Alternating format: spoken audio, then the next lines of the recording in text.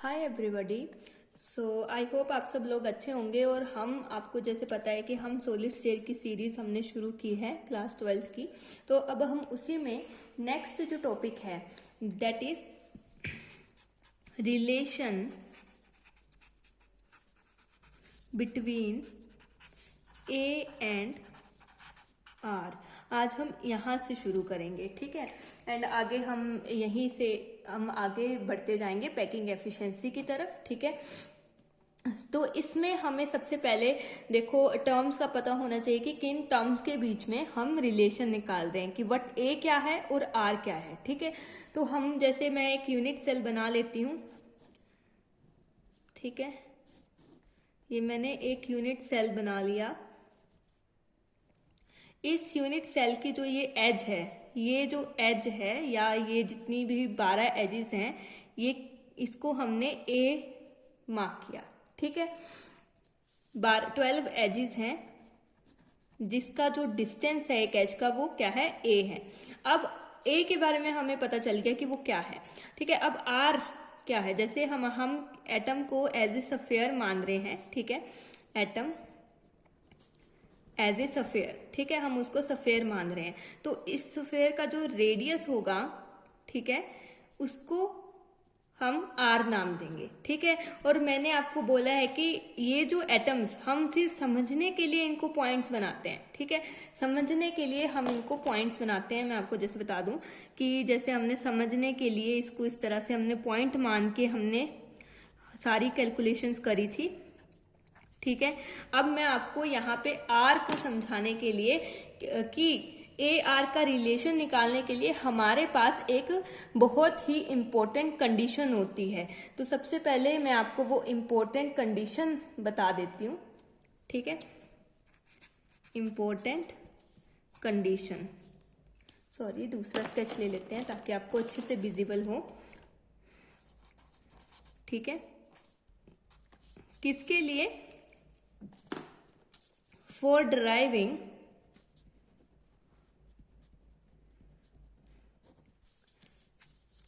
A and r relation, ठीक है। ए और आर का रिलेशन निकालने के लिए हमें एक इम्पोर्टेंट कंडीशन जो है वो चाहिए होती है। अब वो इम्पोर्टेंट कंडीशन क्या है, ये आपको अपनी जहां अगर आप नोट्स बना रहे हैं मेरे साथ साथ, तो आप वहां पे इसको मार्क करके रख सकते हो कि ए एंड आर का रिलेशन हम वहीं से निकालते हैं जहां पर जिस लोकेशन पर हमारे जो एटम्स जो होते हैं, जो हमने सफेयर्स माने होते हैं, वो आपस में टच हो रहे हो, ठीक है। This relation is derived from that location where atoms जिनको हमने सफेयर्स माना है, ठीक है, टच ईच अदर, ठीक है। वो एक दूसरे को क्या करते हैं, वो टच करते हैं, ठीक है। अब मैं इनको आपको कैसे टच करते हुए कैसे होने चाहिए मैं आपको यहाँ पे बना के बता देती हूँ, ठीक है। इस तरह से हमारे जो इस तरह से हमारे टच होने चाहिए, ठीक है। जैसे ये मैंने एग्जाम्पल लिया है एससीसी का। अब सबसे पहले हम एससीसी से ही शुरू करेंगे, ठीक है। तो हम बीसीसी का जब निकालेंगे तब बीसीसी में भी देखेंगे कि एटम्स कहाँ पे टच होते हैं। एफसीसी में का जब हम a r and r relation निकालेंगे तो एफसीसी में भी देखेंगे कि एटम्स कहाँ टच होते हैं और कहाँ नहीं होते, और कहाँ जहाँ नहीं होते हैं वहाँ क्यों नहीं होते हैं, ठीक है। वो सारी कंडीशंस हम देखेंगे। तो स्टार्ट विद पहला, a and r relation for SCC unit cell, ठीक है। हमने एससीसी यूनिट सेल के लिए ए एंड आर का रिलेशन बनाना है। तो इसका सेम डायग्राम जो होगा, ठीक है, पिक्चर जो इसकी होगी वो सेम जो मैंने ऊपर बनाई है वही आ जाएगी, ठीक है। क्योंकि हमें पता है कि एससीसी में जो एटम्स होते हैं वो कॉर्नर्स पे प्रेजेंट होते हैं।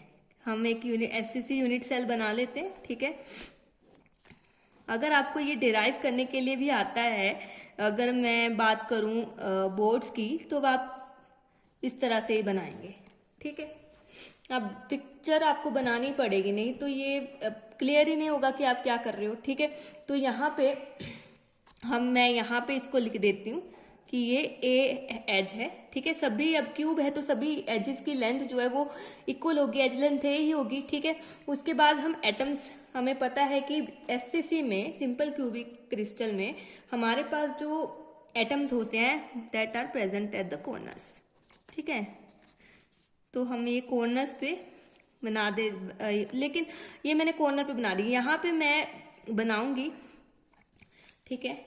अब मैं एक जगह पे आपको, अब सारे एजेस पे अगर मैं एटम्स को टच करवाने लग गई तो यहाँ पे पेपर में बनाना बहुत बल्कि हो जाएगा, फिर होच पोच हो जाएगी सब। तो हम एक एज लाइन को पकड़ के पिक्चर्स में हम बताने के लिए कि वहाँ पे एज पे, यहाँ पे एससीसी में एजेस पे ये एज है तो यहाँ पे आपकी इस तरह से एटम एक दूसरे को टच कर रहे हैं, ठीक है। तो मैं वो आपको बता देती हूँ, इस तरह से एज पे आपके टच करें। थोड़ा मेरा जो है साइज छोटा बड़ा हो गया है, तो आप अच्छे से इसको बनाएं। ये आर सेम ही है, ठीक है, बिल्कुल सेम साइज होगा इनका, थोड़ा साइज मेरा इधर से उधर हो गया है, ठीक है। तो आप सेम बनाइए। तो अब हमने इस आर और इस ए में रिलेशन निकालना है। देखने से पता चल रहा है कि ये दो आर जो हैं वो पूरी एज लेंथ को कवर कर रहे हैं, ठीक है। एक ये आर और एक ये आर, और टोटल ए के इक्वल है। तो हम ऐसे लिख सकते हैं ना कि रेडियस ऑफ सफेयर हमें पता है क्या है, हमने लिया है स्मॉल आर, ठीक है। एंड एज लेंथ हमने ली हुई है स्मॉल ए, ठीक है। और यहां से हमें देखने को पता चल रहा है कि अगर ये पूरी ए है तो ए इज इक्वल टू 2r हो सकता है। तो यहां से हम r का निकाल लेंगे रिलेशन, जो आ जाएगा a/2, ठीक है। तो ये हमारा एससीसी का हो गया। एससीसी में हमने ए और r का रिलेशन वहां से निकाला जहां एटम्स टच होते हैं, और एससीसी में हमारे एज लेंथ पे एटम्स जो हैं वो टच होते हैं। अब हम आगे एफसीसी की बात करते हैं। तो एफसीसी में क्या केस है, अब इतना तो हम देखो, एफसीसी का स्ट्रक्चर हमने समझा हुआ है कि कैसे हम एफसीसी बनाते हैं, कि वहां पे फेस सेंटर पे भी आपके एटम्स प्रेजेंट होते हैं। तो सबसे पहले हम स्ट्रक्चर बना लेते हैं। जिनको अभी तक याद नहीं हुआ है वो मेरे साथ साथ बनाइए, ठीक है। तो अभी मैं एक क्यूब बना लेती हूँ, ठीक है, इस तरह से। अब हम जो है यहाँ पे मैं समझाने के लिए एक ही फेस सेंटर पे एटम बनाऊंगी, ठीक है। अब हमें पता है कि यहाँ पे हर एक कॉर्नर पे तो होता ही है, ठीक है, इस तरह से, और हर एक फेस पे भी होता है। अब जो इस तरह से मैं दूसरे उससे बनाती हूँ, ठीक है, दूसरे कलर से। तो यहाँ ऊपर, यहाँ नीचे, मतलब पीछे, लेफ्ट राइट नीचे, और आगे वाला जो है, आगे वाला मैं आपको बड़ा करके बताती हूँ, ठीक है। क्योंकि हमारे पास यहाँ पे एक ये एटम है, ठीक है, यहाँ पे एटम है, और ये बीच में भी हमारा एक एटम जो है जो इसको टच करता हुआ, और यहाँ पे भी हमारा एक एटम है, और यहाँ पे भी हमारा एक एटम है। इन चारों के साइज अपने, मतलब एटम्स हम सिमिलर साइज वाले एटम्स के स्ट्रक्चर्स को पढ़ रहे हैं। अभी हम आयनिक में नहीं गए हैं जहाँ पे रेडियस डिफरेंट आते हैं एटम्स के, ठीक है। अब हमारे पास जो फेस सेंटर वाला है ना, वो इस तरह से प्रेजेंट होगा कि वो इन कॉर्नर वालों को टच कर रहा होगा, ठीक है। अब फेस वाला जो है उसने इनके राइट वाले के टचिंग को हिंडर कर दिया, ठीक है, क्योंकि वो बीच में आ गया ना, वो बीच में आ गया। तो अब जो यहाँ पे रिलेशन निकलेगा, मैं आपको हाईलाइट कर देती हूँ एक अलग कलर से, कि हमारा रिलेशन जो है वो फेस डायगोनल से निकलेगा, यहाँ से निकलेगा, क्योंकि यहाँ पे आपके जो एटम्स हैं वो टच कर रहे हैं। अब ध्यान से देखो, यहाँ पे कॉर्नर पे आपके एटम्स जो हैं वो टच नहीं कर रहे हैं, ठीक है। तो हमें पता है अब फेस डायगोनल वो किसके इक्वल आ जाता है, उसकी वैल्यू आ जाती है √2a के इक्वल आ जाती है, ठीक है। अब हमारे पास, हमें पता है, देखो यहाँ पे अगर ये एज लेंथ है, यहाँ पे R R R R, ठीक है, मतलब ये जो फेस डायगोनल है, ये √2a फेस डायगोनल की वैल्यू जो है वो 4r के इक्वल आ रही है। ठीक है, that is equal to 4r। अब यहां से भी हमारी क्या हो जाएगी, r की वैल्यू निकल जाएगी। कैसे निकल जाएगी, हमारी r की वैल्यू निकलेगी √2a/4। ठीक है, अब हम √2 से ऊपर नीचे मल्टीप्लाई कर देते हैं। ठीक है, आपको कैलकुलेशन अगर किसी को नहीं समझ में आती है तो हम अब इसको सिंप्लीफाई करने के लिए हम ऊपर और नीचे क्या करेंगे, √2 से मल्टीप्लाई कर देंगे। ठीक है, अब यहाँ का √ कैंसिल हो गया। ठीक है, √2 दैट इज 2 के इक्वल ही आ गया। ठीक है, और नीचे क्या है, ऊपर a 4 √2। ठीक है, इस तरह से हमारी ये वैल्यू आ गई। ठीक है, 2 2 ज़ा 4, तो हमारे पास r की वैल्यू आ गई a 2√2। ठीक है, किसके लिए आ गई, FCC के लिए आ गई। ठीक है, FCC यूनिट सेल के लिए हमारी ये वैल्यू आ गई, a और r के रिलेशन की। ठीक है, अब हम जो चलते हैं आगे, हम BCC की तरफ चलते हैं। ठीक है, अब हम BCC में देखेंगे कि BCC में एटम्स कहाँ पे टच करते हैं। ठीक है, BCC में अब आपको कैसा पता, BCC का स्ट्रक्चर आपको पता है कि ये नॉन प्रिमिटिव यूनिट सेल है, तो कॉर्नर पे प्रेजेंट होंगे और साथ में आपका ये इस तरह से बिल्कुल एक एटम जो है यूनिट सेल के अंदर प्रेजेंट होगा, इस तरह से जैसे ये प्रेजेंट है। ठीक है, तो हम इसको ड्रॉ करते हैं।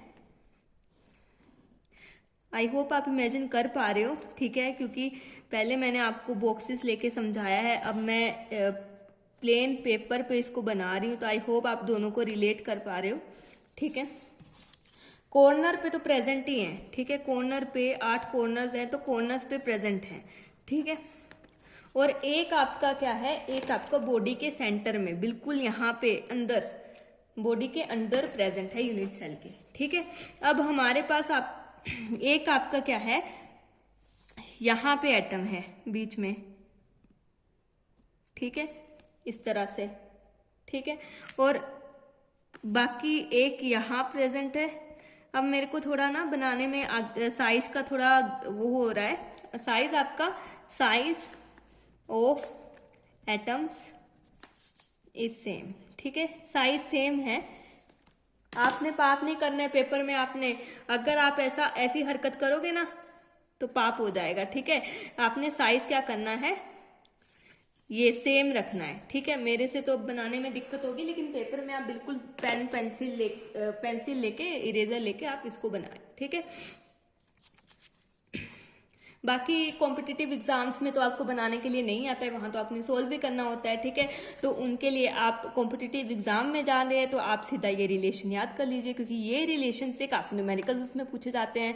ठीक है, कॉम्पिटिटिव एग्जाम में आप जाओगे नीट जेईई में। ठीक है, नीट में तो काफी ये क्वेश्चन पूछे जाते हैं। ठीक है, ये इसमें से आपको एच लेंथ दे दी होगी और पूछा होगा आर बताओ, या आपको डायमीटर दे दिया होगा एंड देन आपको एज लेंथ पूछी होगी। इस तरह के क्वेश्चंस आपको काफी पूछे जाते हैं। ठीक है, तो वो हम धीरे धीरे हम लास्ट में हम उसको एक सेशन बना लेंगे।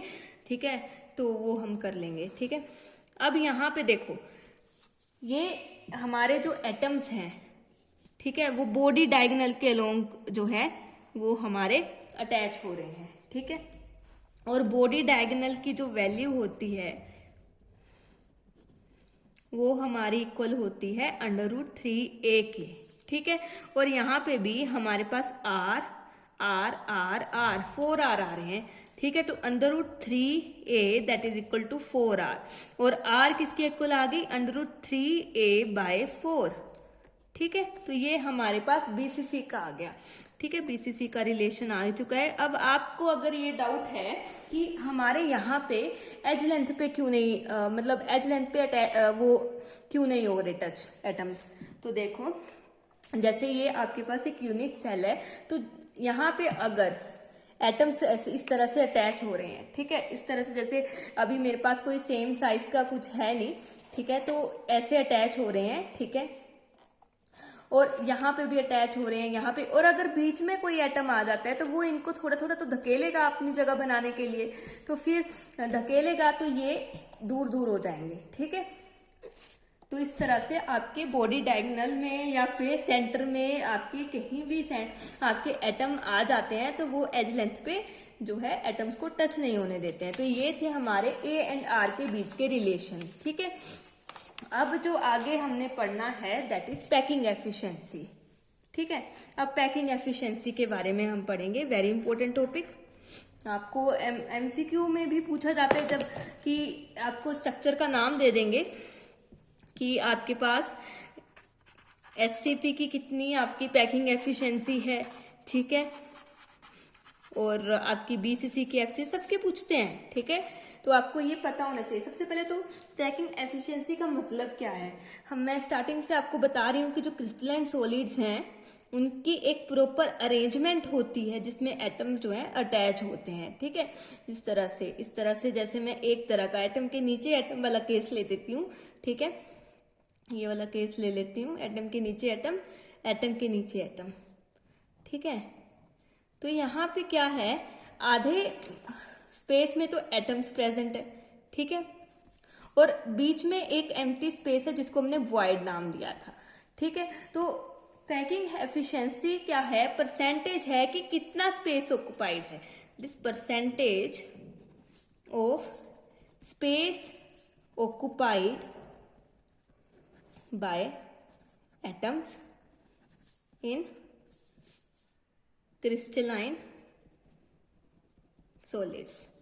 ठीक है, कि किस तरह से कितना परसेंट स्पेस जो है वो एटम्स ने ऑक्युपाई किया है उसको बताती है पैकिंग एफिशिएंसी। तो पैकिंग एफिशिएंसी निकालने से पहले हमें पैकिंग फ्रैक्शन का पता होना चाहिए। ठीक है, क्या पता होना चाहिए, पैकिंग फ्रैक्शन।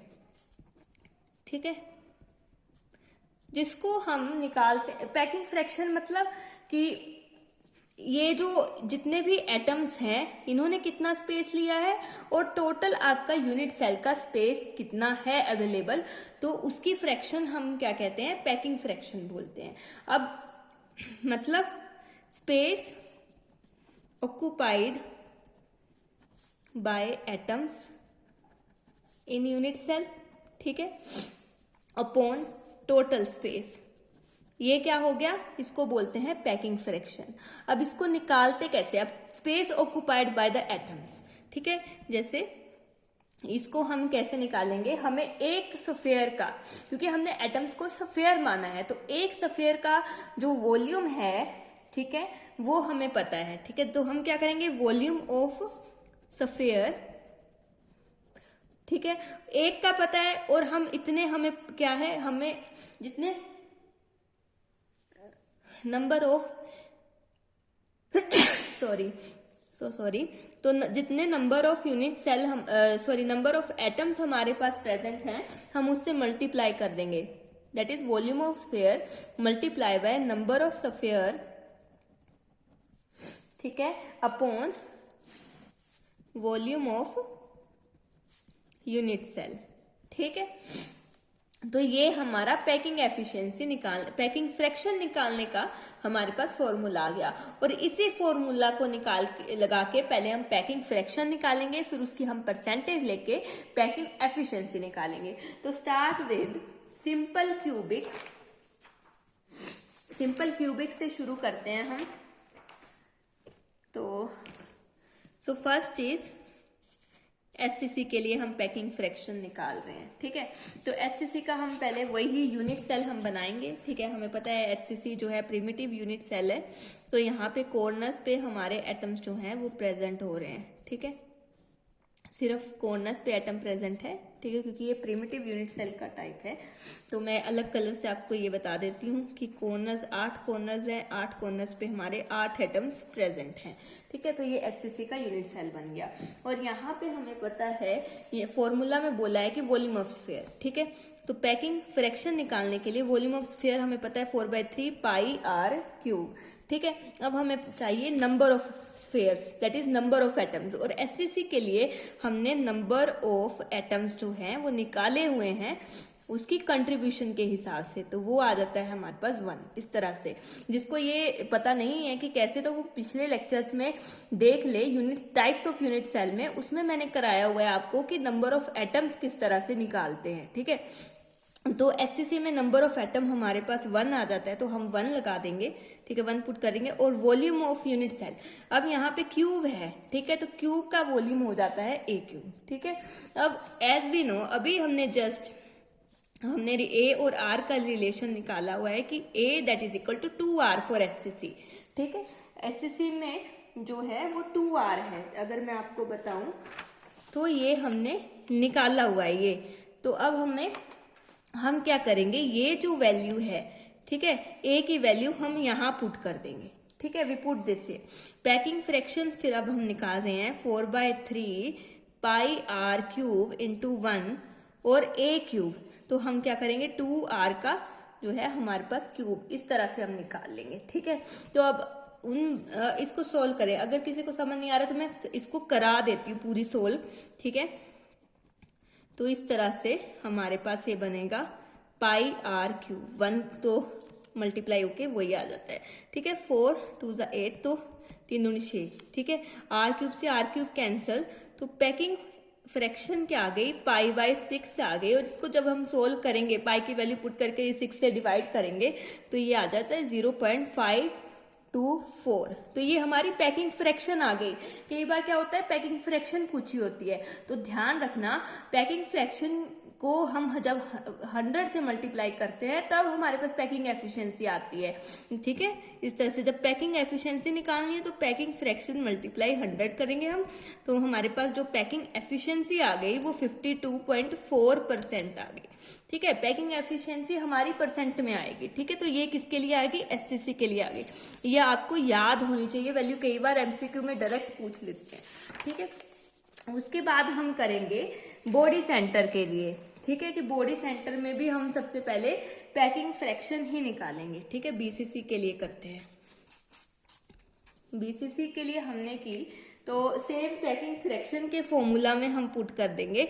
सबसे पहले बीसीसी का हम यूनिट सेल बना लेते हैं। हर एक जगह जितनी बार आप यूनिट सेल बनाओगे उतनी बार आपको लर्न हो जाएगा कि किस तरह से आपको सारी अरेंजमेंट आपको याद हो जाएगी कि एचसीसी में ऐसा होता है, बीसीसी में ऐसा होता है। अब यहाँ पे क्या है, नॉन प्रिमिटिव टाइप है, तो कॉर्नर्स पे तो प्रेजेंट होंगे ही, साथ में आपके बॉडी के सेंटर में भी आपका प्रेजेंट होगा, जो मैं अलग कलर से आपको बता देती हूँ कि बॉडी के सेंटर में आपका एटम प्रेजेंट है, ठीक है। तो ये आपका बीसीसी का यूनिट सेल बन गया है। अब यहाँ पे हम पैकिंग फ्रैक्शन का वही formula, volume of sphere multiply by number of sphere, ठीक है, upon volume of unit cell, ठीक है। यूसी मतलब यूनिट सेल। अब वही फॉर्मूला आप लिख लो, पैकिंग फ्रैक्शन क्या है 4/3 पाई आर क्यूब। अब यहाँ पे देखो, हमें पता है इसमें नंबर ऑफ एटम्स जब हम निकालेंगे, ठीक है, तो कॉर्नर वाले और एक बॉडी सेंटर वाला तो पूरा इसी यूनिट सेल के अंदर है, ठीक है। मैंने बोला जिसको भी ये नंबर ऑफ एटम्स निकालने अभी कोई पहली बार आया है तो वो पिछले वीडियोस को देख ले, ठीक है। तो हमारा बॉडी सेंटर वाला पूरा इसी यूनिट सेल के अंदर है, तो उसकी कंट्रीब्यूशन तो पूरी होगी, वो तो पूरा काउंट होगा, ठीक है। और कॉर्नर वालों का हमने निकाला हुआ है 8 कंट्रीब्यूशन के साथ, तो हमारे पास 1 + 1 क्या हो गया, वो 2 एटम्स आ गए। तो यहाँ पे हम क्या, नंबर ऑफ एटम्स की जगह हम पुट करेंगे 2, ठीक है। उसके बाद यहाँ पे सेम ए क्यूब, ठीक है। अब जब हमने ए क्यूब, यहाँ पे भी हमने रिलेशन निकाला हुआ है, ठीक है, ए एंड आर का, और वहाँ हमने रिलेशन निकाला है जिसमें a r is equal to, इस तरह से हमने 3/4 ए करके हमारा ये रिलेशन निकला है आर का। तो यहाँ से हम क्या करेंगे, 4/√3 आर हमारा इस तरह से ए का रिलेशन आ जाएगा, ठीक है। तो अब हम वही पुट कर देंगे यहाँ पे, ठीक है।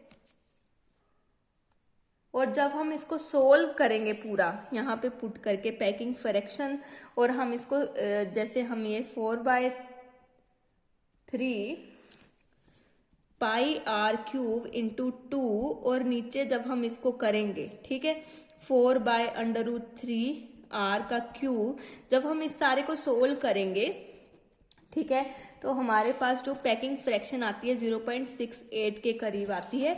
और पैकिंग एफिशिएंसी निकालने के लिए हम क्या करते हैं, पैकिंग फ्रैक्शन को 100 से मल्टीप्लाई कर देते हैं। तो हमारे पास जो पैकिंग एफिशिएंसी आती है वो 68% आ जाती है। किसके लिए, बीसीसी के लिए, ठीक है। अब हम फेस सेंटर के बारे में हम थोड़ा सा कर लेंगे, ठीक है। आज हम फेस सेंटर तक ही करेंगे, उसके आगे हमारे पास क्या बचता है, थोड़ा सा ही चैप्टर अभी ये बचता है, ठीक है।